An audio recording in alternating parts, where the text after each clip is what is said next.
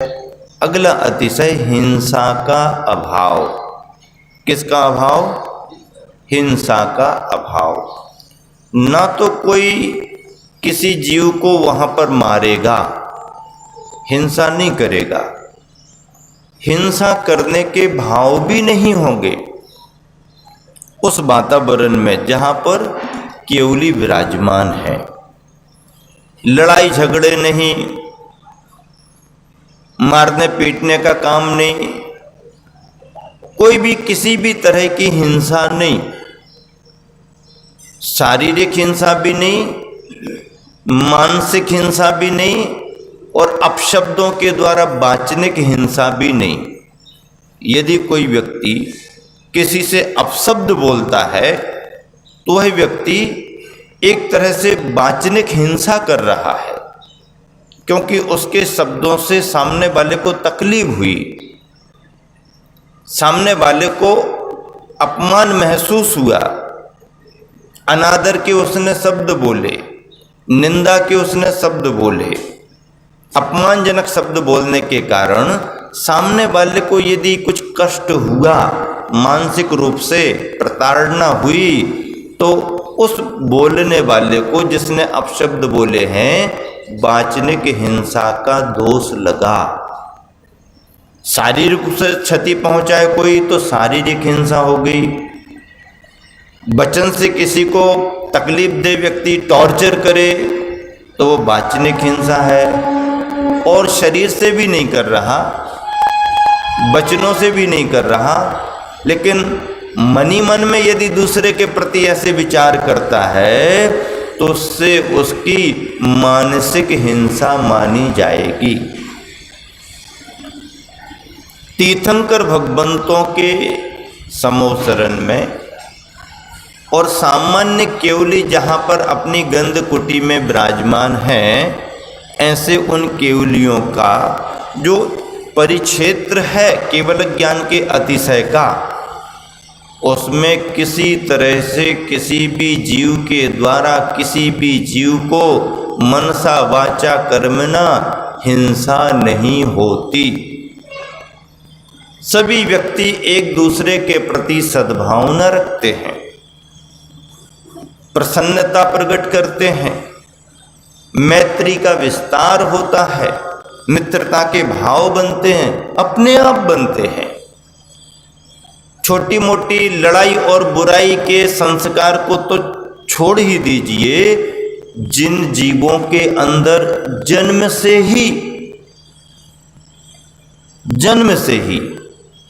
ऐसा बैर भाव आता है, प्रकृतिकृत, कोई पूर्व संस्कार या पूर्व में इसने उसका ये किया वो किया, ये तो बात की कहानी है, लेकिन जन्मजात ही जिन जीवों का परस्पर में बैर विरोध होता है ऐसा जन्मजात होता है।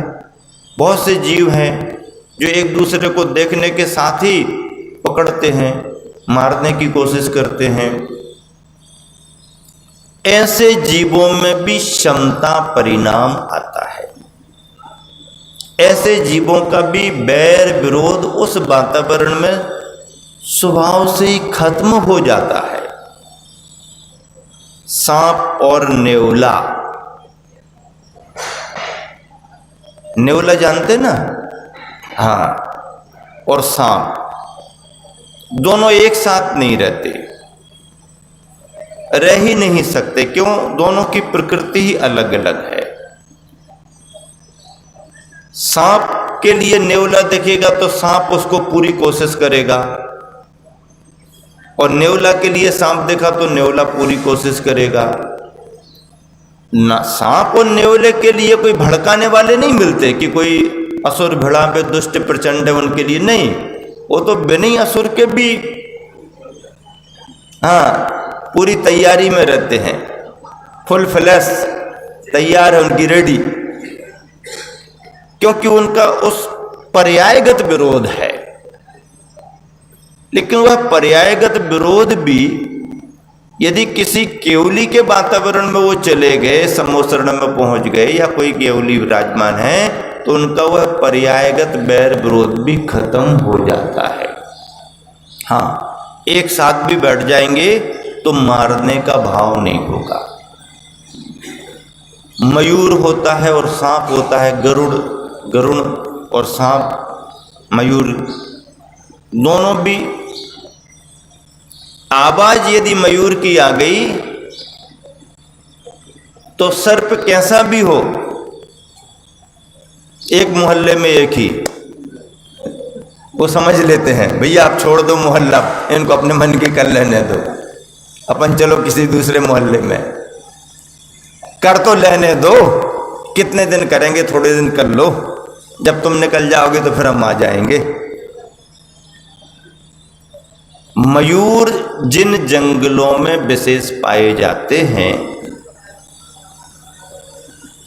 उन जंगलों में सर्प बहुत दूर दूर रहते हैं, उनके पास नहीं आते। आचार्य महाराज ने एक जगह लिखा कि कर्म के विषधर तुम्हारी आत्मा में कितने ही क्यों ना बंधे हों, जैसे सांप होते ना, चंदन के वृक्ष में लिपट जाते हैं, लगे रहते हैं। तो आचार्य महाराज ने लिखा कल्याण मंदिर स्तोत्र में कि कर्म के विषधर तुम्हारी आत्मा में कितने ही क्यों न लगे हों, एक बार भगवान की भक्ति रूपी मयूर की आवाज निकल गई तो वो सारे बड़े बड़े विषधर भी ढीले हो जाते हैं। क्या ढीले? शिथिल हो जाते, शिथिली भवंती, शिथिल हो जाते हैं और जल्दी जल्दी अपनी जगह छोड़ करके चले जाते हैं, या यहाँ नहीं रह सकते हैं। ऐसा है हिंसा का अभाव। केवली भगवान जहाँ भी विराजमान होते हैं किसी भी तरह का बैर विरोध, लड़ाई झगड़ा, हिंसा आदि का भाव जीवों में नहीं आता है। सभी जीवों में सद्भावना और मैत्री का भाव आता है। मैत्री का भाव अहिंसा का भाव माना जाता है। अपने यहाँ तो देखो मैत्री को कितना महत्व दिया गया, प्रतीक चिन्ह ही बनाया। मंदिर की वेदियों में भगवान जहाँ विराजमान है, वेदी पर गाय और सिंह बनाने की परंपरा है। गाय और सिंह दिखाते हैं, एक ही कुंड में पानी पीते हुए दिखाते हैं। अब एक ही कुंड में गाय भी पानी पिए और सिंह भी पानी पिए, और सिंह गाय की तरफ कुछ ना करे देखे और गाय भी निश्चिंत होकर पीती रही, संभव है क्या? है? लेकिन भगवान जहां पर विराजमान है वहां पर असंभव भी संभव होता हुआ दिखाई देता है। इसलिए कुंड में भगवान की वेदियों पर जहां जिस कुंड में जल भरा है, एक तरफ से सिंह पानी पी रहा है, एक तरफ से गाय पानी पी रही है। इसका नाम मैत्री कुंड। भगवान के चरणों में आकर के मैत्री का भाव यानी अहिंसा का भाव माना जाता है।